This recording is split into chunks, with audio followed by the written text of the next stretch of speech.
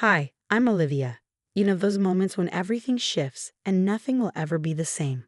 Mine hit at midnight on a freezing January night, with a 102-degree fever and my sister Marina screaming at me to get out of her house. Let me backtrack.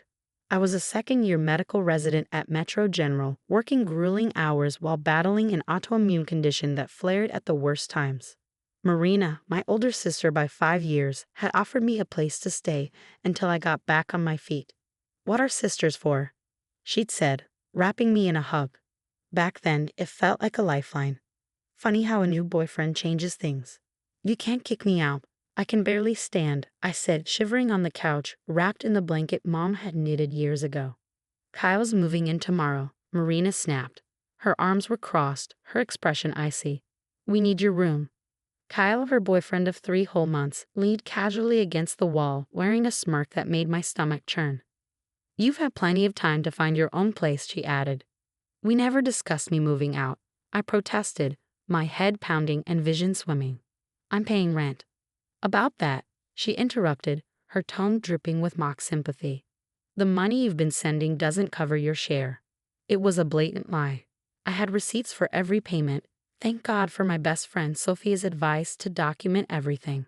Sophia, a fellow resident who'd seen enough family drama to rival a soap opera, had warned me that Marina's sudden generosity felt off. Desperate, I called our parents. Surely they'd set Marina straight. "Just pack your things and come home," Mom said, sounding distracted. "You know how Marina gets when she's made up her mind." "She's sick, Diana," Dad grumbled in the background. "Tell her to stop being dramatic and work it out with her sister." Shaking, I ended the call. Dr. Chen, my supervisor, had warned me last week that stress was delaying my recovery. "Family should be your support system," she'd said, "not your stressor." I texted Sophia, "Marina's kicking me out. Need help?" Her reply was instant, "On my way. Don't move. Document everything." So feverish and delirious, I hit record on my phone. Marina's voice rose as she hurled my medical supplies into a garbage bag, while Kyle chimed in about how I always played the sick card. They had no idea that their midnight eviction was only the beginning. Sophia's guest room became my haven. Between hospital shifts, I pieced together the truth behind Marina's lies. Those rent payments, she'd been pocketing my money while telling Kyle I was freeloading. One morning, Sophia handed me her tablet. "You need to see this," she said. Kyle had a pattern: 3 women in 2 years, each with eerily similar stories. Move in, isolate, drain their finances, then move on. "Marina won't believe this," I said, my voice hollow. "She doesn't have to," Sophia replied, scrolling through more evidence. "But your parents? They need to see who they're really siding with." Meanwhile, my parents were in full denial mode. Mom flooded the family group chat with Sunday dinner plans, pretending nothing had happened. Dad left voicemails about keeping the peace. "She's going through a rough time," Mom said when she showed up at the hospital unannounced, holding a thermos of soup. "You need to stop holding a grudge." I stared at her, incredulous. I was running a fever of 102 when she threw me out. "You're a doctor, honey. You'll land on your feet," she said, as if that excused it all. Later, Dr. Chen found me crying in the break room. She handed me a steaming cup of tea. "Family dynamics," she said, her voice soft, "are the hardest disease to treat. Sometimes the only cure is cutting out the infection before it spreads."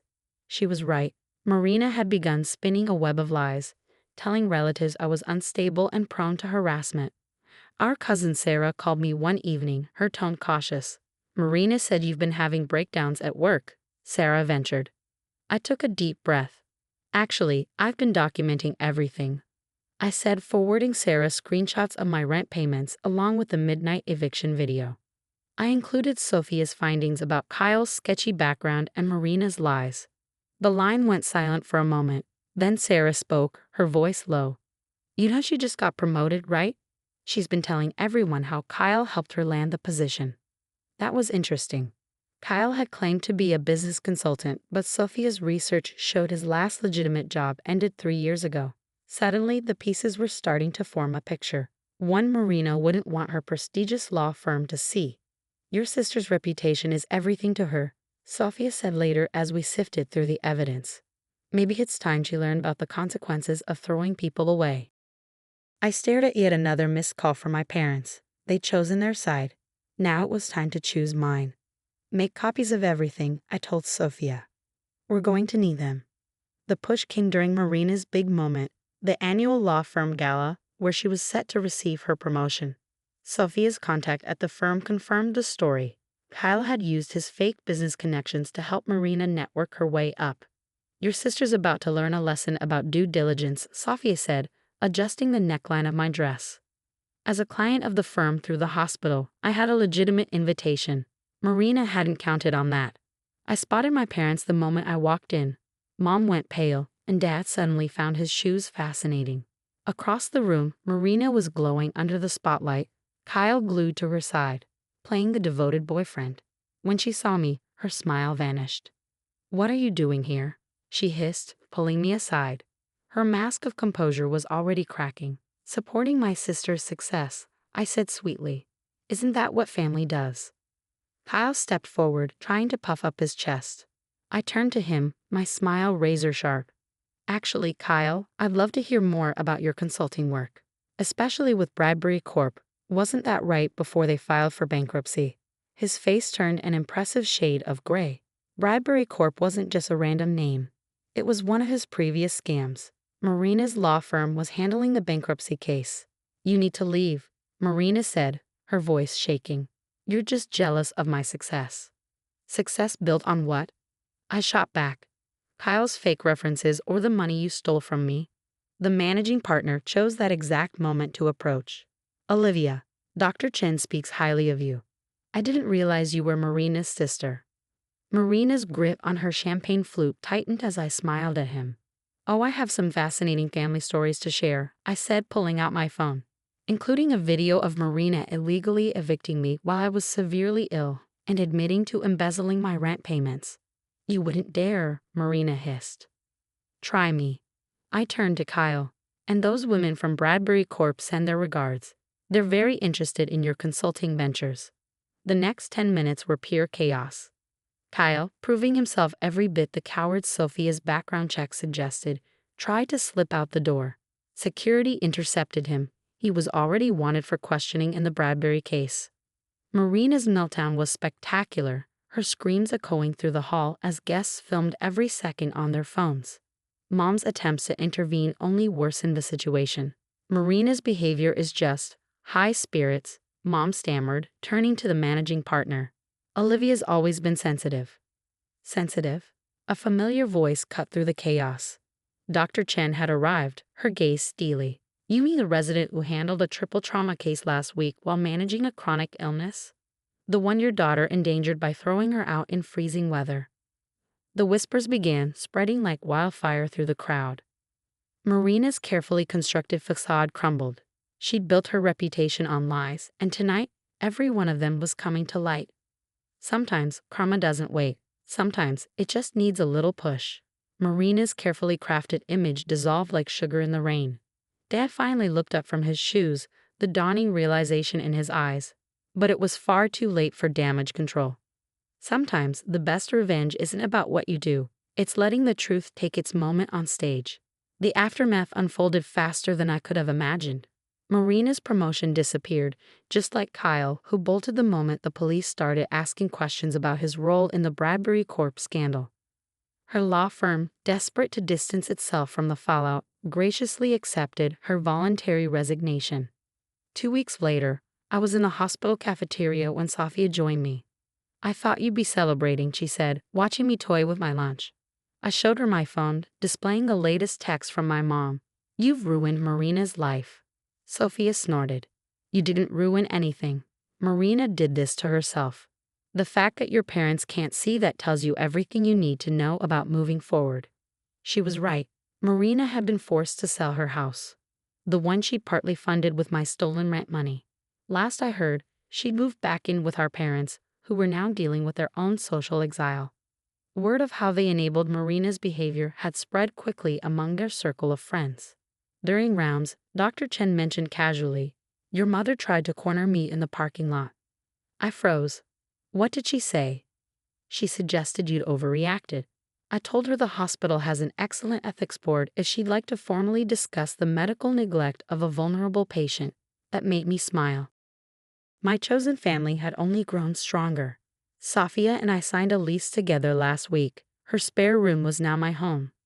My colleagues, led by Dr. Chen, became my unwavering support system. Even cousin Sarah showed up with moving boxes and takeout.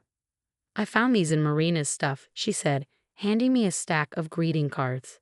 All the birthday and holiday cards you sent her over the years. She kept every card but didn't care about her actual sister, I said, tossing them into the recycling. Marina's been calling again, Sarah admitted, trying to get people to convince you to help her rebuild her life. She says she's changed. That Kyle manipulated her. I shook my head. Good for her. She can change on her own time. Not long after, my phone buzzed with another text from Dad. Your mother's heartbroken. When are you going to forgive and move forward as a family? I showed the text to Sarah and Sophia. Watch this, I said, locking both of their numbers. That evening, Dr. Chen stopped me after my shift. Your latest labs came back, she said with a rare smile. The stress reduction in your life is paying off. Your numbers are the best they've been in months. Funny how removing toxic people can heal you better than any medication. The law firm even sent a card last week renewing their hospital contract. They specifically requested me as their liaison. Apparently, integrity matters to them. Who knew? Marina's last attempt to contact me came in the form of a tear-stained letter filled with excuses and apologies. I didn't read past the first line. Some people mistake forgiveness for permission to hurt you again. I'm a doctor. I took an oath to do no harm. But that also includes not allowing others to harm me. The night they threw me out into the cold taught me everything I needed to know about my family. Now I've built a new one. One rooted in respect, trust, and real love. To anyone watching who's been hurt by family, remember this. You don't owe anyone a place in your life if they've shown you they don't deserve it. Sometimes the family you choose is the only medicine you'll ever need. The best revenge? Living well and letting karma take care of the rest. What do you think of Olivia's journey? Would you have handled things differently? Share your thoughts in the comments below. If this story resonated with you, don't forget to like, subscribe, and hit the notification bell for more powerful stories about standing up to toxicity and reclaiming your peace. Let's keep supporting each other through the challenges of healing and rebuilding. See you in the next story.